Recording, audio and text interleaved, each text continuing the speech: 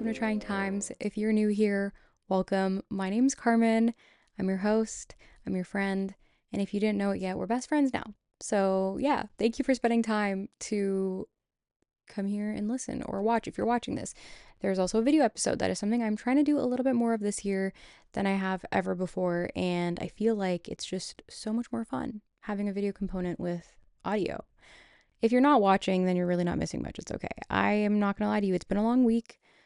Not that I should be beating myself down here about appearances or anything, because that stuff really doesn't matter, but it's been a long week, and honestly, it's late on a Friday night, and I'm recording this because I just wanted to do it today, and then sleep in tomorrow. Sue me, okay? Anyways, if this is your first impression of me, then sorry. I'm really happy you're here, though.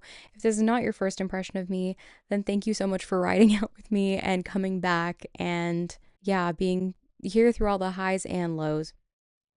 Anyways, we are very much still heavy in winter here, at least in Ontario, in Canada, Toronto, if you will. And it's very much the time of year to hibernate and just chill and just be. And I can't speak for you. I will speak for myself when I say I know rest is something that we all need, myself included. And it's also something that so many of us feel guilty actually taking or choosing to do.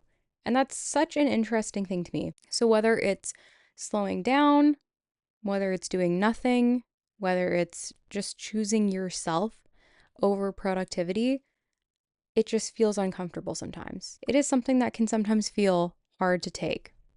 Rest, that is. Or a better way to put it, a pause. And that's really what I wanted to talk about in this episode. I want to talk about why rest is essential, why some guilt might show up around it, and how learning to pause can actually help us build a healthier relationship, not only with ourselves, but with others as well.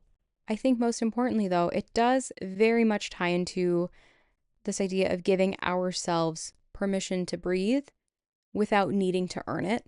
And I think that that's something that we really, just as a society, I don't know, a lot of people struggle with. Again, I can speak mostly only from my own experiences here, but I do feel like it's something that we struggle with, and it is something that's tough to just like accept or to make space for or to give, time to. And I don't know why. So I did a little bit of digging, and as I like to share a little bit of a scientific fact, I will drop that in here now. I learned that there's a concept in psychology known as productive rest, which refers to the idea that true recovery allows our brains to process information and reduce mental fatigue. Hey, who would have thought? Taking a moment to breathe allows you to actually function better. So basically, studies have shown that even short periods of intentional rest can improve creativity, memory, and emotional regulation. So your brain works better because you take a moment to pause or to stop. And I don't know about you, but certainly in my life, there's been moments where I've been like, okay, go, go, go, go, go. I got to do this. I got to do this. I got to do this. Once that's done, I actually also got to do this. And oh my God, I can't forget to go buy this thing that I need. And oh shoot, I have this appointment, or there's always something going on. And it's easy to fall into a routine of that for like, I don't know, days, weeks, months, years for some. I certainly can say that that has been a theme in my life at some point or another. And holy crap, it's insane. Because I think when you're in that routine and you're in that regime and you're just like, go, go, go, go, go, it feels scary to stop. It feels like you're pulling a plug in a way. And it's like everything just halts around you.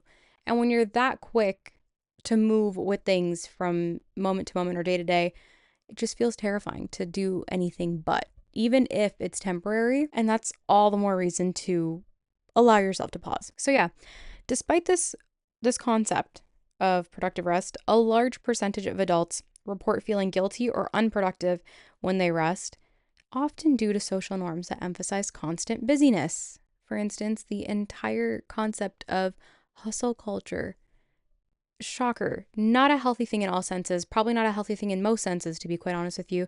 And I too, very much like everybody at one point, was eating that up and was like, oh my God, you're right. Like, if you're not doing something all the time, then what's the point? Like, what is it if you're not doing anything all of the time, or you're not spending your time doing things Mm, it's called being a human. It's called just learning to function and to also make sure that your reserves are not depleted. Is that the right analogy for that or the right saying? It's a way to check in with yourself and make sure you're okay and you're doing good and that you're feeling as functional as possible to continue doing things that you need to do, to continue doing things that you love, to continue interacting with those around you in a way where you're showing up and putting your best foot forward, or you're showing up authentically and comfortably and confidently within yourself, not just for others, but also for yourself. And I feel like hustle culture is just not promoting that maybe in the most authentic of ways. Maybe that's a hot take. I don't know.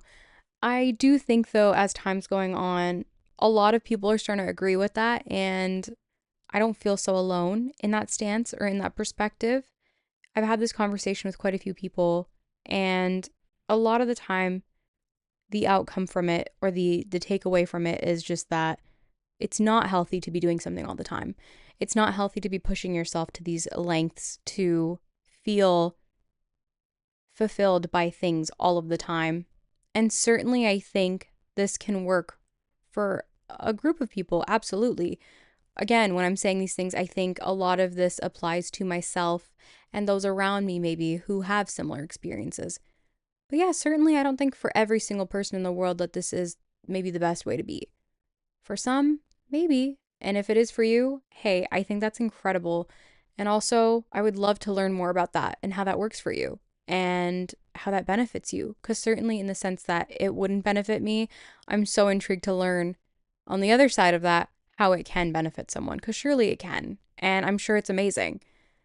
So, yeah, that's my scientific fact, productive rest. So, moving a little bit further away from scientific facts, away from like the overall meaning of what I want to talk about, I want to talk a little bit more about my personal experience with this.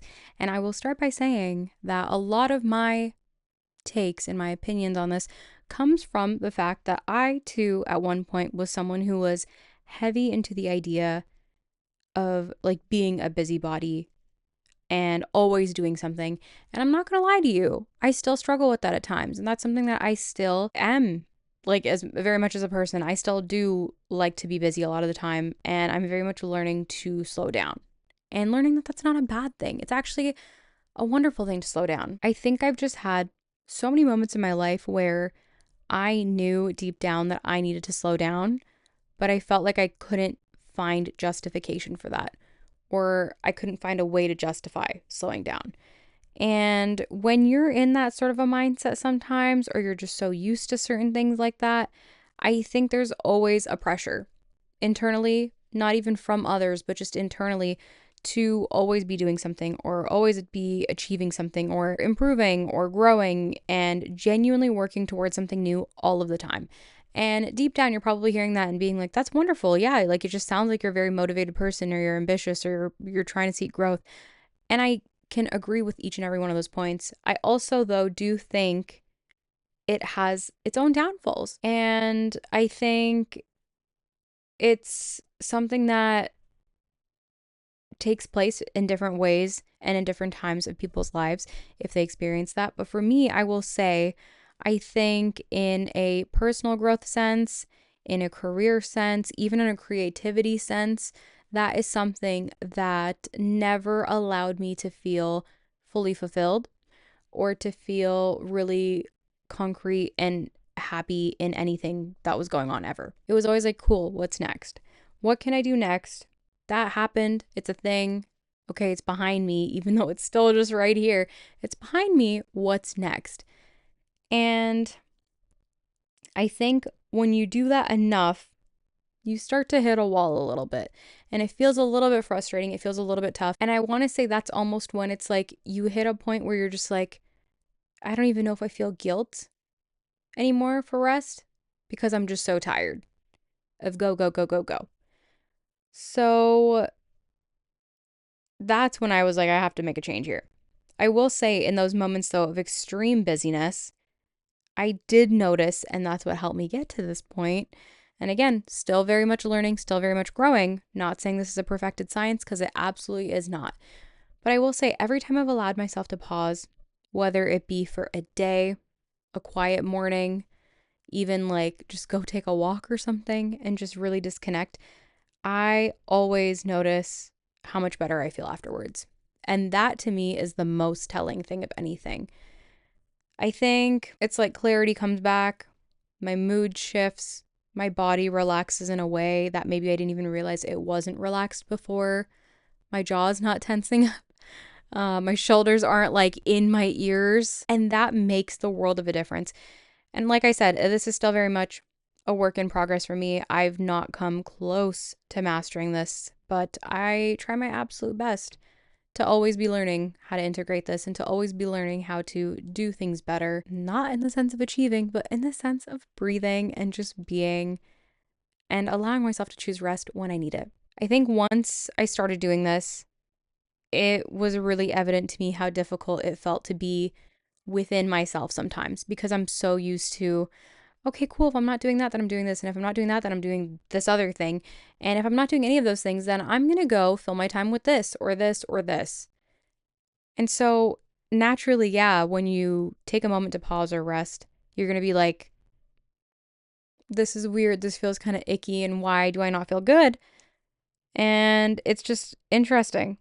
I think it's really difficult at first, at least it was for me, to be with myself and try to zone in on whatever it was that I was doing in that present moment, whether it was walking, whether it was meditation was a very big thing I got into. And I think it's still something I'm into. I just have not done it in a while and I'm not doing it due diligence as I should.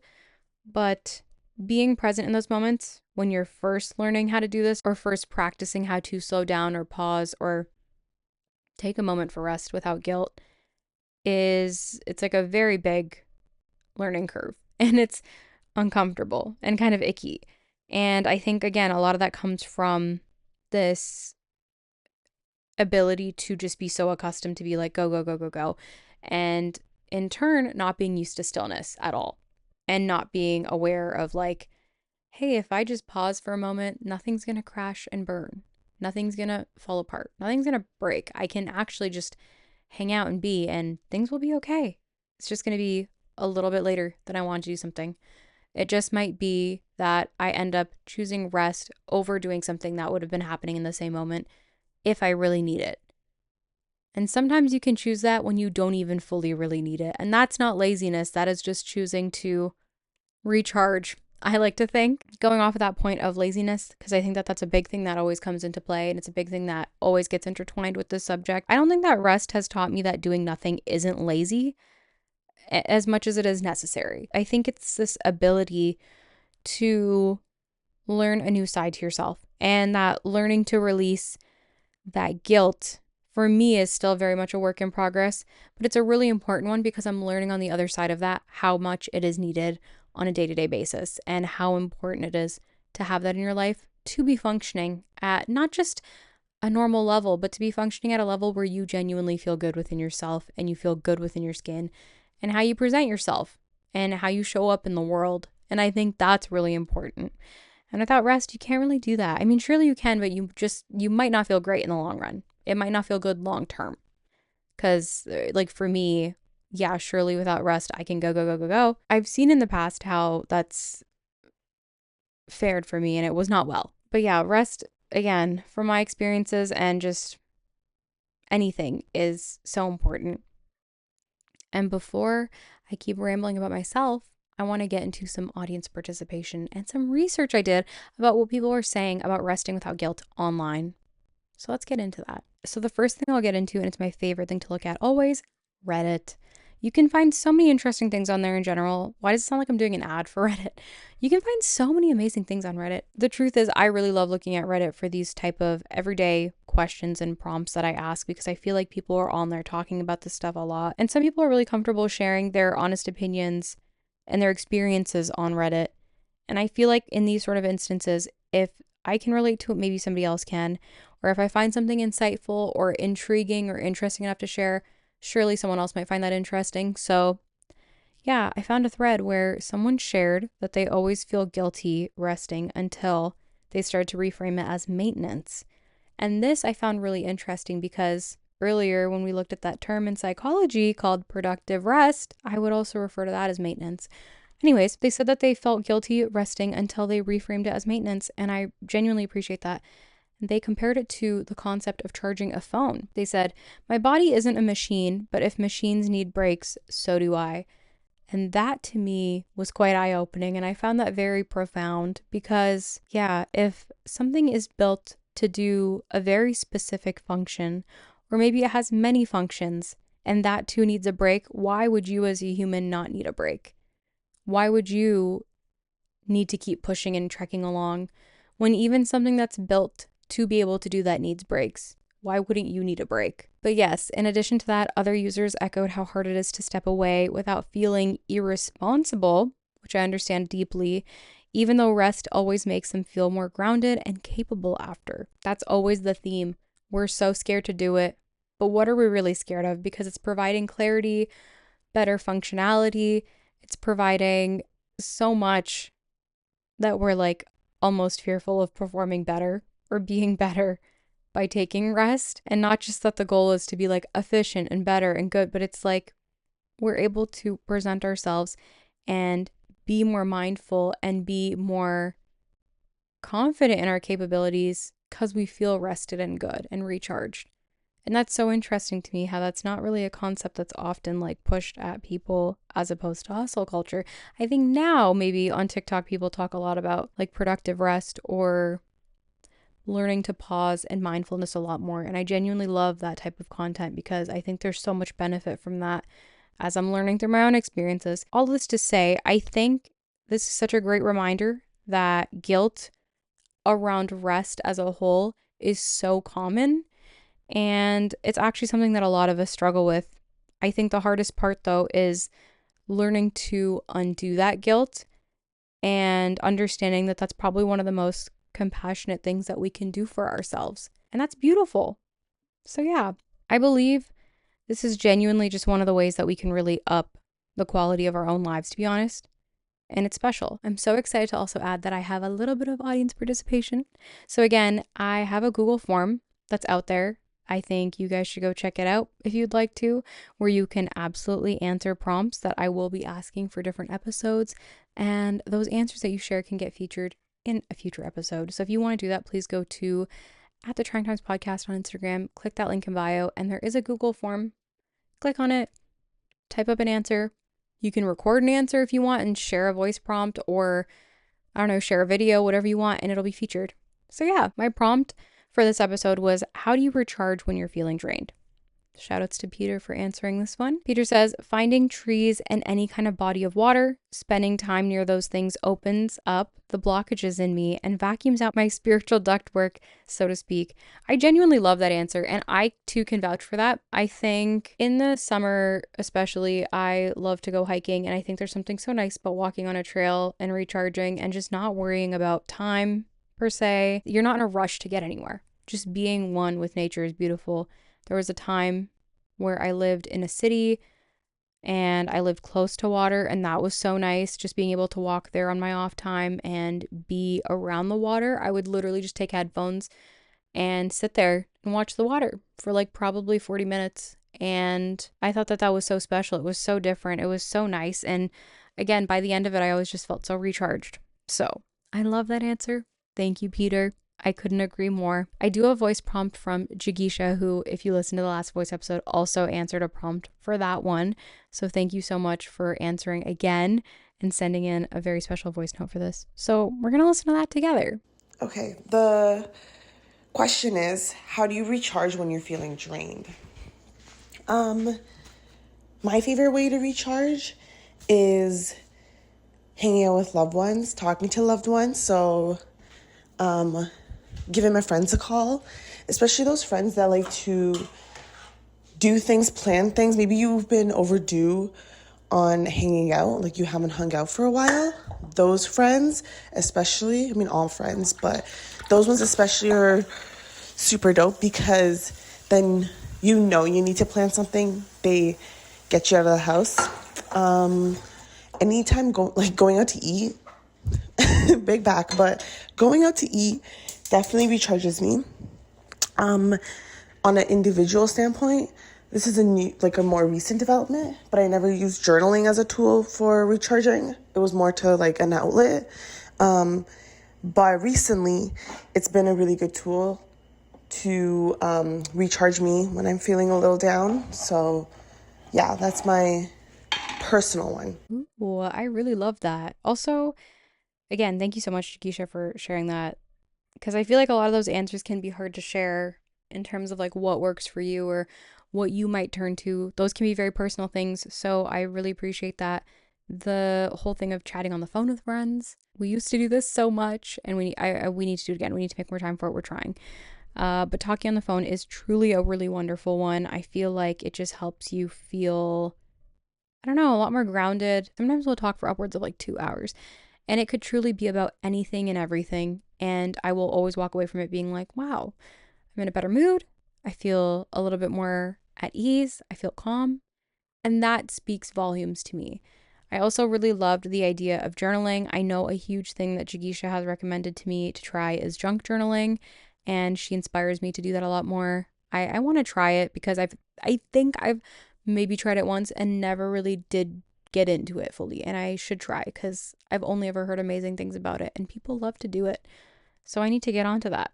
Journaling is so wonderful though. And also, I will say, going out to eat with loved ones is so nice. That does not get tiring. I feel like I could go to a cafe, or actually, now that I think about it, I have gone to a cafe and then a bookstore and then a restaurant all with my best friend in like the span of maybe 5 hours, just because we enjoyed spending time together so much. So we're like, hey, let's turn this short hangout that was meant to be like a cafe and a bookstore crawl into a whole evening or into a whole day. And that is so special. And yeah, you just feel good. Because at the end of that hangout, I was like, I feel amazing and I feel happier than I did before. And I feel comfortable and I feel confident and I feel good. So, yeah, I think in the sense that sometimes taking a break is good. Also, like walking away from something maybe that's stressing you out a little bit, if you're able to pause and do something in that place that makes you feel comfortable and happy and just content as a whole, I think is so important too. So, yeah, Jigisha, thank you so much. You made so many great points. I loved that voice note and I appreciate you. So, thank you. But yeah, that is it for this episode. Again, I appreciate you joining and listening or watching or both. I cannot thank you enough for sharing your time with me. And yeah, I hope if you do come back to listen, you check out that Google form. Feel free to participate again at the Trying Times Podcast on Instagram. Feel free to DM me there if you want to talk about anything or share some ways that you recharge when you feel like you need it. And I'd love to hear from you. So yeah, we'll chat again soon, okay? Bye.